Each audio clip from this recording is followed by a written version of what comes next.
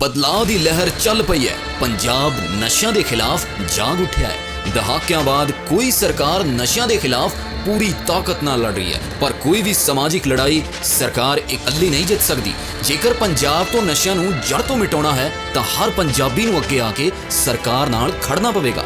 ਯੁੱਧ ਨਸ਼ਿਆਂ ਵਿਰੁੱਧ ਮੁਹਿੰਮ ਤਹਿਤ ਹੁਣ ਨਸ਼ਾ ਮੁਕਤੀ ਯਾਤਰਾ ਤੁਹਾਡੇ ਪਿੰਡ ਤੁਹਾਡੇ ਸ਼ਹਿਰ ਪਹੁੰਚ ਰਹੀ ਹੈ। ਯਾਤਰਾ ਵਿੱਚ ਸ਼ਾਮਲ ਹੋ ਕੇ ਆਪਣਾ ਫਰਜ਼ ਨਿਭਾਓ ਅਤੇ ਪੰਜਾਬ ਨੂੰ ਨਸ਼ਾ ਮੁक्त बनाओ। ये बहुत सुनहरा मौका है कि आज आम आदमी पार्टी एक नई सोच के साथ, एक नए विजन के साथ अपना स्टूडेंट विंग लॉन्च कर रही है ASAP के नाम से। इसमें ASAP में दो बड़ी खूबसूरत चीज़ें हैं।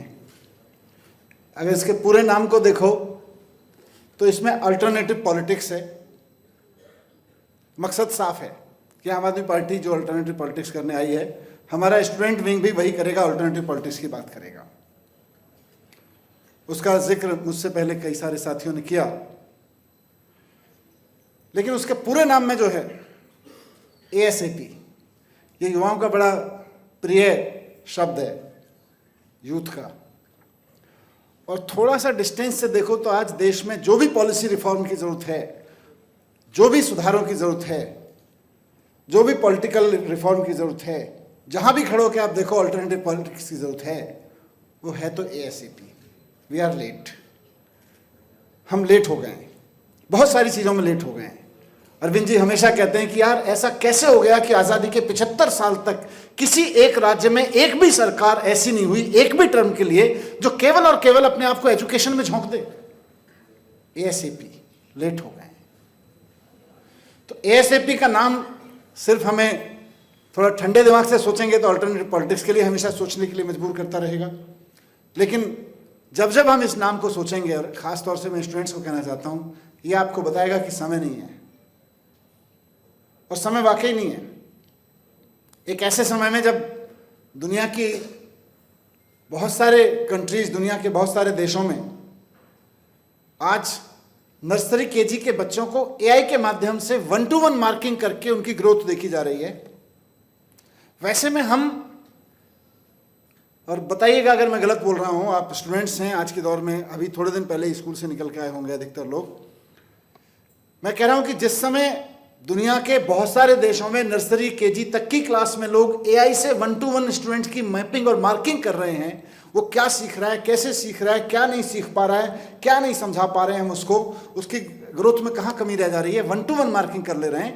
वैसे में हम इंडिया में आज़ादी के 75 साल, 4 साल पहले हम मना चुके, उसमें उस समय में 11वीं और 12वीं के स्टूडेंट्स को स्कूलों में कंप्यूटर रख के बोल रहे हैं, जाके पूछो कि क्या सिखा रहे हैं, कि ये टाइपिंग सिखा रहे हैं, Ctrl+V और Ctrl+C सिखा रहे हैं। अभी तो समझ रहे हो मैं क्या बात कर रहा हूँ? तो देर हो चुकी है बहुत।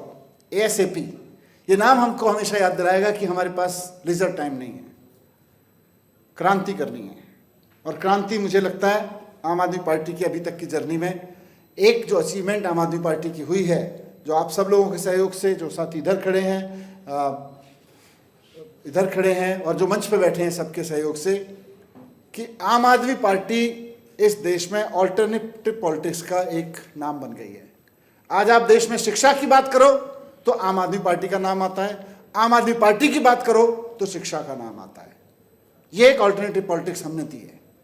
तो इसी को आगे बढ़ाते हुए आप सब लोग, जो ख़ास तौर से स्टूडेंट लीडरशिप के हमारे लोग हैं, वो ASAP को उसी दिशा में लेके जाएंगे। निश्चित रूप से जैसा अनुराग ने कहा, एक विज़न बहुत इम्पोर्टेंट है कि ASAP केवल और केवल आम आदमी पार्टी के चुनाव लड़ने वाले स्टूडेंट्स का एक विंग नहीं है। क्योंकि चुनाव लड़ने की हम बात करेंगे तो देश के 50,000 कॉलेजेस में से 8 करोड़ बच्चे पूरे आफ्टर स्कूल जो एजुकेशन देश में है, उसमें डिग्री, डिप्लोमा, ये सब लगा लो, लगभग 8 करोड़ बच्चे हैं, 8 करोड़ स्टूडेंट्स हैं आप लोग। 8 करोड़ स्टूडेंट्स में 50,000 अगर कॉलेजेस यूनिवर्सिटीज़ में मान लीजिए, केवल 5% में चुनाव लड़ने का काम होता है। वो तो लड़ेंगे ही, उसको नकारेंगे नहीं। मैं चाहूँगा कि एक दिन हर उस यूनिवर्सिटी से जहाँ चुनाव होता है, आम आदमी पार्टी के स्टूडेंट विंग का, ASAP का अध्यक्ष जीत के आए, सेक्रेटरी जीत के आए, वहाँ से टीम्स जीत के आए, वो भी करेंगे। लेकिन जहां चुनाव लड़ेंगे और जहां चुनाव नहीं भी होता है, वहाँ भी हम अल्टरनेटिव पॉलिटिक्स की बात करेंगे और ख़ास तौर से एजुकेशन रिफॉर्म की बात करेंगे। अनुराग ने बहुत अच्छे से मार्क किया, हम हर स्टूडेंट को, बात ये नहीं है कि जिसने पीली टी शर्ट पहन ली और जिसने कह दिया कि मैं एसीपी का मेंबर हूँ, वो ही केवल और केवल ये करेगा। 8 करोड़ स्टूडेंट्स को, वैसे तो पूरे देश में अगर स्कूल और कॉलेज की लगा के देखेंगे तो 31 करोड़ स्टूडेंट्स हैं, पर 8 करोड़ खासतौर से कॉलेज वाले स्टूडेंट्स को, हायर एजुकेशन वाले स्टूडेंट्स को, 8 करोड़ स्टूडेंट्स को सोसाइटी के साथ सीधे कनेक्ट करना है, देश के साथ सीधे कनेक्ट करना है, एक एक के अंदर कूट कूट के देशभक्ति की भावना भरनी है। ये एएसएपी का काम है, ये काम आपके ऊपर है। आम आदमी पार्टी की पूरे लीडरशिप आपको इस रूप में देखेगी कि ये हमारा वो विंग है जो 8 करोड़ स्टूडेंट्स के बीच देशभक्ति की भावना, उनको देशभक्ति के काम में लगाने का काम करेगा। ये नंबर 2। और नंबर 3 जो विषय हमारे और यहाँ बैठे हुए सब लीडर्स के बहुत करीब है, एजुकेशन रिफॉर्म। हम सब लोग पार्टी के लेवल पर जहाँ जहाँ सरकारों में मौका मिलता है एजुकेशन रिफॉर्म करने की कोशिश कर रहे हैं, लेकिन पार्टियों और सरकारों का एजुकेशन रिफॉर्म की एक लिमिट है।